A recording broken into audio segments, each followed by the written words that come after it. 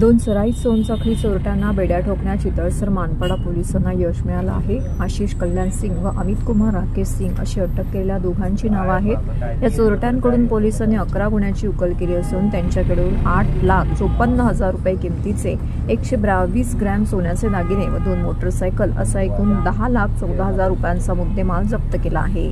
Thane police आयुक्तालय परिक्षेत्रात महिलांच्या सोनसाखळी चोरींच्या गुन्ह्यामध्ये दिवसेंदिवस वाढ होत होती। या अनुषंगाने ठाणे पोलीस आयुक्त आशुतोष टोपे यांनी विविध पोलीस ठाण्यांना या सोनसाखळी चोरीच्या गुन्ह्यांची उकल करण्याची व आरोपींना अटक करण्याचे आदेश दिले होते।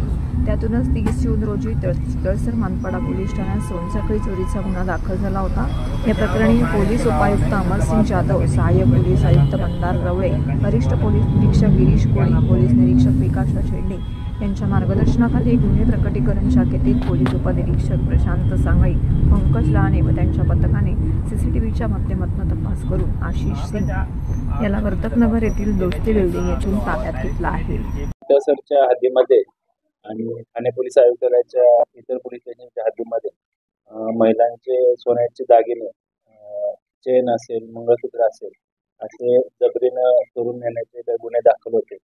त्या अनुषंगानं चित्तसर पोलीस स्टेशनचे सर्व अधिकारी, पोलीस उपनिरीक्षक एस सांगळे आणि त्यांची टीम यांनी त्यांच्याकडे मिळालेल्या गोपनीय माहितीच्या आधारे त्याचबरोबर इतर तांत्रिक विश्लेषण करून या गुन्ह्यामध्ये संशयित आरोपी आशिष सिंग आणि अमित सिंग याला अटक केली आहे।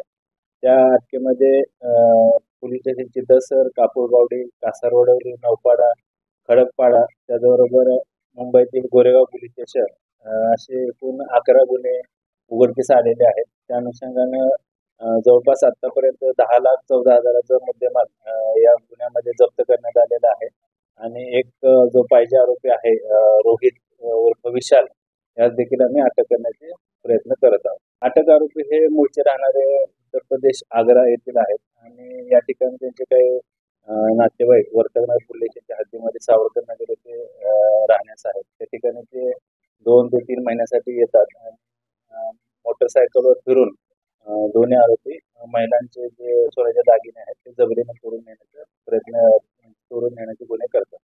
सध्या ठाणे पोलीस आयुक्तालयामध्ये एकूण 11 गुन्हे उघडकीस आलेले आहेत आणि चित्तसर पोलीस स्टेशनला जो गुन्हा दाखल होता त्या गुन्ह्याच्या तपासामध्ये इतर गुन्ह्यांची उकल झालेली आहे आणि त्या अनुषंगाने पुढील तपास करत आहोत। घोडबंदर रोड असेल किंवा ठाणे जिल्ह्यामधील असतील जिथे जिथे आम्हाला आरोपीचा किंवा संशयित आरोपींचे जे फुटेज प्राप्त करणं होतं त्या अनुषंगाने बरेच फुटेज पडताळणी केले।